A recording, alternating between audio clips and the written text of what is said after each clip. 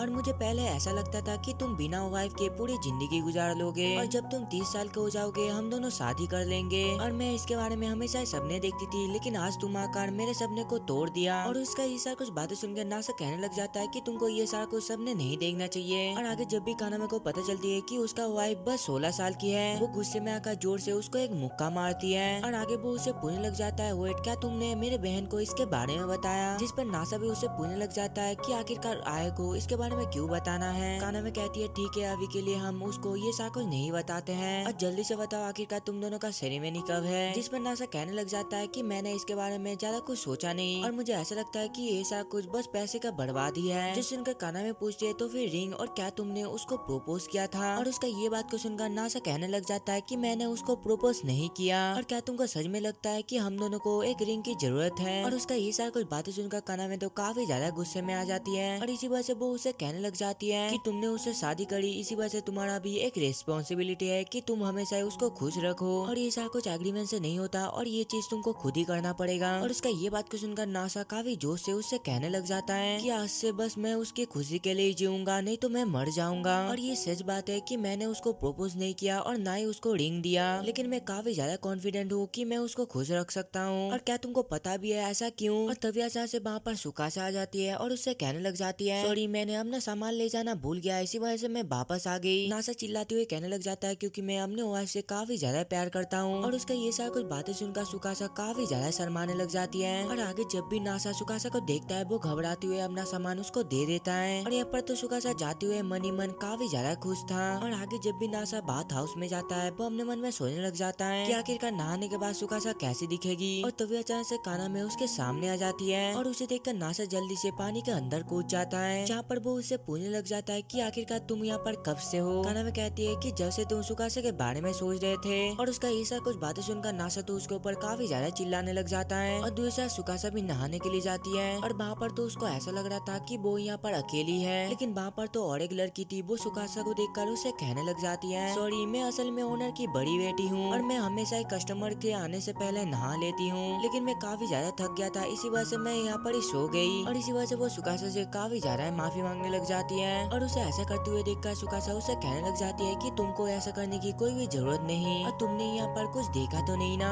जिस पर वो कहने लग जाती है कि सॉरी, मैंने सारा कुछ देख लिया और तुम्हें इतना एम्बैरेसिंग फील करवाने के लिए मैं तुम्हारा बैग को वॉश कर देती हूँ। और दूसरी साइड नासा तो कानामे से पूछ रहा होता है कि आखिरकार तुम यहाँ पर कितना देर रहने वाले हो। कानामे कहती है जब तक मैं फ्लोर साफ कर दूं और तुम्हें अभी पानी से जल्दी से बाहर आ जाना चाहिए। नासा कहता है जब तक तुम यहाँ पर हो मैं पानी से बाहर नहीं आ सकता। कानामे कहती है कि मुझे इससे कुछ भी प्रॉब्लम नहीं है। और दूसरी साइड बोलर की सुकासा का बैग वॉश साफ करती हुए उसे कहने लग जाती है सच में तुम्हारा स्किन काफी ज्यादा सॉफ्ट और स्मूथ है। और आगे वो नासा की तरह काफी सारे अजीब अजीब चीजें के बारे में बातें करने लग जाता है। और उसे देखकर दूसरे साइड सुकासा तो अपने मन में कह रही होती है कि पता नहीं क्यों इसे देखकर मुझे नासा की याद आती है। और आगे बोलर के उसे कहने लग जाती है माफ करना, मैंने तुमको अपना नाम बताना ही भूल गई, मेरा नाम असल में आया है। ये सुनकर सुकासा भी अपना नाम बताती है। और आगे जब भी वो सुकासा का टाइटल को सुनती है वो अपने मन में सोचने लग जाती है कि शायद ये नासा की छोटी बहन है। फिर थोड़ी देर बाद का सीन दिखाया जाता है जहाँ पर नासा का हालत काफी ज्यादा खराब था, लेकिन ये सारा कुछ तो असल में उसका एक सपना होता है। और वो तो असल में गर्म पानी पे ज्यादा देर रहने के वजह से बेहोश हो गया था। और आगे जब भी उसको होश आता है वो तो यहाँ पर सुकासा के सामने था। और नासा को उठा हुआ देखकर सुकासा उसे कहने लग जाती है कि तुम सोते वक्त काफी ज्यादा क्यूट लग रहे थे, इसी वजह से मैंने तुमको नहीं उठाया। और उसका ये सारा कुछ बातें सुनकर नासा तो काफी ज्यादा शर्माने लग जाता है। तो यहाँ पर आए भी आ जाती है और सुकासा उसे कहने लग जाती है ये सारा कुछ करने के लिए तुम्हारा शुक्रिया। और उन दोनों को इस तरीके से बातें करते हुए देखकर नासा आय से पूछने लग जाता है कि क्या तुम इसको जानते हो। जिस पर आय बताती है हाँ ये तुम्हारे फैमिली मेंबर है ना। और उसका ये बात को सुनकर पहले तो नासा काफी ज्यादा कंफ्यूज था और बाद में नासा हंसते हुए कहने लग जाता है कि तुमने सही कहा कि ये मेरा फैमिली के ये एक मेंबर है। और आगे सुकासा के पूछने पर नासा उसको बताने लग जाता है कि मिडिल स्कूल में हम दोनों एक ही क्लास में पढ़ते थे। और आगे आय बताने लग जाती है कि इसने हमारा काफी ज्यादा मदद करी और इसके बिना हमारा बात हाउस बिल्कुल भी नहीं चलता। और जब मेरे ग्रैंडफादर मरे थे हमारा बिजनेस काफी ज्यादा खराब हो चुका था, लेकिन बाद में नासा के स्किल और स्मार्टनेस की वजह से हमारा बिजनेस दोबारा चलने लग गया। और उस टाइम पे तुम ही थे जो कि हमारी मदद करी, इसी वजह से तुम्हारा बहुत बहुत शुक्रिया। और उन दोनों को ऐसा बातें करते हुए देखकर सुकासा तो काफी ज्यादा हैरान होती है। और आगे घर जाती हुए सुकासा नासा से पूछने लग जाती है कि आय काफी ज्यादा क्यूट है ना। जिसमें नासा कहता है कि हाँ वो काफी ज्यादा क्यूट है। और उसका ये बात को सुनकर सुकासा का मूड तो काफी ज्यादा खराब हो जाता है। लेकिन यहाँ पर तो नासा आय के बारे में कुछ ज्यादा ही तारीफ कर देता है और बाद में उसको एहसास होता है कि सुकासा का मूड काफी ज्यादा खराब हो चुका है। और तभी अचानक से आगे वो एक चर्च में वेडिंग सेरेमनी देखता है। और ये सारा कुछ देखकर नासा अपने मन में सोचने लग जाता है कि शायद सुकासा का मूड इसलिए खराब है क्योंकि हम दोनों ने वेडिंग सेरेमनी नहीं करी और इसी के साथ मैंने ना ही उसको रिंग दी और ना ही प्रपोज किया। और इसी वजह से वो उसे पूछने लग जाता है कि क्या तुम उस चीज के लिए नाराज हो। और आगे सुकासा को ऐसा लगता है कि शायद नासा आए की बात कर रहा है और इसी वजह से वो कहने लग जाती है कि नहीं नहीं ऐसा बात बिल्कुल भी नहीं है। और यहाँ पर तो वो दोनों अलग अलग चीजें सोच रहे थे, इसी वजह से उन दोनों के बीच में एक मिसअंडरस्टैंडिंग हो जाता है। सुकासा कहती है कि मैं बिल्कुल भी जेलस नहीं हूँ, बस मैं अपने आप को क्यूट दिखाना चाहती हूँ और इसी के साथ मैं ये भी चाहती हूँ कि तुम मुझे क्यूट बोलो। और उसका ये सारा कुछ बातें सुनकर नासा अपने मन में सोचने लग जाता है कि वेडिंग डेज तो इसीलिए ही होते हैं जिससे कि लड़कियाँ काफी ज्यादा क्यूट दिखे। और इसी वजह से वो जल्दी से सुकासा को घर की चाबी देकर वहाँ से भाग जाता है। और जाते वक्त वो अपने मन में कहने लग जाता है कि मैं ये सारा कुछ अभी नहीं कर सकता, लेकिन कुछ भी हो जाए मैं इम्पॉसिबल को पॉसिबल करके दिखाऊंगा। और उसका ये सारा कुछ बातें सुनकर दूसरे साथ सुकासा को तो बिल्कुल भी समझ नहीं आ रही थी। और आगे जब भी सुकासा अपने घर पर जा रही थी उसके सामने अचानक से एक कार आ जाती है। और यहाँ पर तो वो कार के अंदर एक लड़की होती है। वो सुकासा को देखकर उससे कहने लग जाती है कि मैं फाइनली तुमको ढूंढ लिया बिग सिस्टर। फिर थोड़ी देर बाद का सीन दिखाया जाता है जहाँ पर सुकासा घर पे जाकर अपने मन में कहने लग जाती है क्यों ना ये घर का सफाई करके नासा को सरप्राइज दिया जाए। लेकिन यहाँ पर घर की हर एक जगह तो पहले से ही साफ था और इसी वजह से वो खाना बनाकर उसको सरप्राइज देने के बारे में सोचती है। लेकिन तभी उसका घर का कोई डोरबेल बजाने लग जाता है, इसी वजह से उसको ऐसा लगने लग जाता है कि नासा घर पे आ गया है। लेकिन जब भी वो दरवाजा को खोलती है उसके सामने तो एक लड़की थी जहाँ पर वो उससे कहने लग जाती है कि फाइनली हम मिल ही गए मेरी बड़ी बहन। और उसको देखकर सुकासा उससे कहने लग जाता है चीतो से तुम आखिरकार यहाँ पर क्यों हो। जिस पर चीतो से बताने लग जाती है मुझे पता था कि तुम गायब हो लेकिन इतना छोटे से अपार्टमेंट पे। और आगे वो कुछ बोल ही रही होती है लेकिन तभी अचानक से सुकासा दरवाजे को बंद कर देती है। और उसका ये सारा को हरकत देखकर वो लड़की तो काफी ज्यादा गुस्से में आ गई थी, जिस वजह से वो गेट को बार बार ठोकने लग जाती है। जहाँ पर वो उससे कहने लग जाती है कि मैं यहाँ पर तुमको लेने के लिए आई हूँ लेकिन तुम मुझे एक स्ट्रेंजर की तरह ट्रीट कर रहे हो। जिस पर सुकासा कहती है लेकिन मैंने तो नहीं कहा तुमको ये सब करने के लिए। और आगे जब भी चीतों से रोने लग जाती है सुकासा गेट को खोलकर उससे पूछने लग जाती है तुम आखिरकार यहाँ पर मुझे लेने के लिए क्यों आए हो और तुम्हें क्या लगता है कि मैं तुम्हारी छोटी बहन हूँ। चीतों से कहने लग जाती है कि तुम अचानक से गायब हो गई थी और इसी वजह से ग्रेट ग्रैंड मदर तुम्हारी वजह से काफी ज्यादा परेशान हो गई थी। जिस पर सुकासा उससे पूछने लग जाता है कि क्या ग्रैंड मदर को तुम्हारे बारे में पता है कि तुम यहाँ पर हो। चीतों से बोलती है नहीं और ग्रैंड मदर को इसके बारे में बिल्कुल भी नहीं पता और मुझे तुम्हारा काफी ज्यादा चिंता हो रहा था इसी वजह से मैं तुमको ढूंढते हुए यहाँ पर आ गई। और उसका ये सारा कुछ बातें सुनकर सुकासा उसका मुंह को पकड़ते हुए उससे कहने लग जाती है, जल्दी से घर जाओ और मेरे ग्रैंडमदर को एक मैसेज दे देना कि मेरा शादी हो चुकी है। और उसका ये सारा कुछ बातें सुनकर चीते से तो काफी ज्यादा शौक थी। और आगे सुकासा उससे कहने लग जाती है कि मैं सही टाइम पे अपने घर पर चले जाऊंगी, लेकिन अभी के लिए बाय, ये कहकर वो दरवाजे को बंद कर देती है। और यहाँ पर सुकासा ने तो चीतोसे को भगा दिया था, इसी वजह से वो अपार्टमेंट के नीचे जाकर रोने लग जाती है। लेकिन तभी उसके पास नासा कार उससे पूछने लग जाता है, क्या तुम ठीक हो? और ये लो, मुझे लोगों को परेशान देखना बिल्कुल भी पसंद नहीं है। और आगे चीतोसे नासा को बताने लग जाती है कि आखिरकार उसके साथ अभी अभी क्या क्या हुआ। और उसके ये सारी कोई बातें सुनकर नासा उससे कहने लग जाता है कि काश मैं तुम्हारा हेल्प करने के लिए कुछ कर पाता। चीतोसे बोलती है, तुम काफी ज्यादा ही अच्छे हो और तुम अभी एक मिडिल स्कूल लड़की की स्टोरी सुन रहे हो, क्या तुम्हारा कोई काम नहीं था? जिस पर नासा उसको बताने लग जाता है कि मैं असल में किसी को प्रपोज करने के लिए एक जगह ढूंढ रहा था। और आगे नासा कुछ कहे इससे पहले सुकासा उससे कहने लग जाती है, हे डार्लिंग। और उसके ये सारी कुछ बातें सुनकर चितोसे को भी पता चल जाता है कि ये लड़का और कोई नहीं बल्कि सुकासा का हस्बैंड है। और इसी वजह से चितोसे उसके ऊपर चिल्लाने लग जाती है कि तुम ही हो जो कि मेरी बहन के साथ शादी करी, आखिरकार तुम ये सारा कुछ कैसे कर सकते हो? और आगे सुकासा भी नासा को बता देती है कि आखिरकार ये असल में कौन है। और यहाँ पर तो दूसरे साथ चितोसे काफी ज्यादा गुस्से में थी और इसी वजह से नासा उसके साथ काफी प्यार से बातें करने लग जाता है। और ये सारा कुछ तो चितोसे को बिल्कुल भी बर्दाश्त नहीं होता, इसी वजह से वो उसको किडनैप करके अपने घर पर लेकर जाता है। और घर जाकर चितोसे नासा से कहने लग जाती है कि कुछ भी हो जाए मैं तुम्हारी शादी को तुड़वा दूंगी और मुझे बस तुम्हारी उल्टी सीधी पिक्चर क्लिप करके सुकासा को विश्वास दिलाना पड़ेगा कि तुम कितना ज्यादा घटिया हो, जो देखकर उसकी बहन नासा को डाइवोर्स दे देगी। और तो यहाँ पर चितोसे का कुछ मेड आ जाते हैं और यहाँ पर तो वो नासा के साथ उल्टा सीधा हरकत करके उसका फोटो को क्लिप करना चाहता था। और इसके लिए वो दोनों मेड तो कुछ जल्दी मान गए थे, इसी वजह से चितोसे शर्माते हुए उन दोनों को रोकने की कोशिश करती है। लेकिन तभी उसको रियलाइज होती है कि नासा यहाँ से भाग गया है। और दूसरी साइड हम लोग नासा को देखते हैं जो कि अपने मन में कह रहा होता है कि अगर सुकासा पहले इस घर पर रहती थी तो उसका रूम यही कहीं पर ही होगा। और आगे जब भी वो एक रूम के अंदर घुसता है वो अपने मन में कहने लग जाता है कि यहाँ से तो सुकासा की स्मेल आ रही है। लेकिन तभी अचानक से नासा उस रूम के अंदर एक मून के टुकड़े को देखता है। लेकिन आगे वो कुछ कहे इससे पहले शार्लेट उसके ऊपर अपने स्वॉर्ड से अटैक कर देती है। लेकिन इस चक्कर में वहाँ पर जो मून का टुकड़े को रखा हुआ था वो तोड़ देती है गलती से। और तो यहाँ पर चितोसे और अरोरा भी आ जाती है, जहाँ पर नासा उन दोनों से कहने लग जाता है कि इससे नाइट्रोजन निकल रहा है और बिना नाइट्रोजन के ये टुकड़ा ऑक्सीडाइज हो जाएगा। और इसी वजह से आगे नासा चितोसे का मदद करता है जिससे कि उसके अंदर से नाइट्रोजन ना निकले। और आगे चितोसे बताने लग जाती है कि सुकासा के लिए ग्रैंडमदर ने ये चीज को परचेज किया था, जो सुनकर नासा उससे पूछने लग जाता है कि आखिरकार क्यों। और उसका ये सारा कुछ बातें सुनकर चितोसे तो दूसरे साथ काफी ज्यादा शौक थी, जहाँ पर वो उसे पूछने लग जाती है कि क्या तुमको सच में नहीं पता कि आखिरकार सुकासा कौन है और क्या सुकासा ने तुमको अपने पास्ट के बारे में कुछ भी नहीं बताया। और आगे चितोसे अपना एक स्टोरी को बताने लग जाती है जहाँ पर सुकासा ने चितोसे का जान को बचाई थी, जहाँ पर चितोसे बताने लग जाती है कि उस दिन जब सुकासा ने मेरी जान बचाई मैंने उसी टाइम डिसाइड कर लिया था कि मैं हमेशा उसको डेडिकेट करूंगी। लेकिन क्यों तुम्हारा शादी आखिरकार उसके साथ हुई जबकि तुम उसको जानते तक भी नहीं हो और मैं ही बस उसकी विश को पूरी कर सकती हूँ और मेरे साथ ही सुकासा का शादी होनी चाहिए। और तभी अचानक से शार्लेट नासा को पकड़ लेती है और आगे ओरोरा उन दोनों का फोटो को एडिट करके फोटोशॉप से उन दोनों का फोटो को एडिट कर देती है। और ये देखकर नासा जल्दी से वो फोटो को छीन लेता है, लेकिन तभी वहाँ पर सुकासा आकर उससे वो पिक्चर छीन लेती है, जहाँ पर नासा उसे कहने लग जाता है कि तुम जैसा सोच रहे हो वैसा बिल्कुल भी नहीं है। जिस पर चितोसे उसे कहने लग जाती है कि ये काफी ज्यादा घटिया इंसान है और तुम्हें अभी जल्दी से उसे डाइवोर्स कर लेना चाहिए। जिस पर सुकासा नासा से कहने लग जाती है कि तुम मेरे साथ आओ, मुझे तुम्हारे साथ कुछ बातें करना है। और उन दोनों का ये सारा कुछ बातें सुनकर दूसरी साइड चितोसे को तो ऐसा लग रहा था कि उसका प्लान कामयाब हो गया। और आगे सुकासा नासा को बाहर ले जाती हुए उसे कहने लग जाती है कि डार्लिंग क्या तुमको सच में लगता है कि ऐसे पिक्चर से मैं गुस्सा हो जाऊंगी और मैंने असल में उस जगह से निकलने के लिए ये सारा कुछ किया था।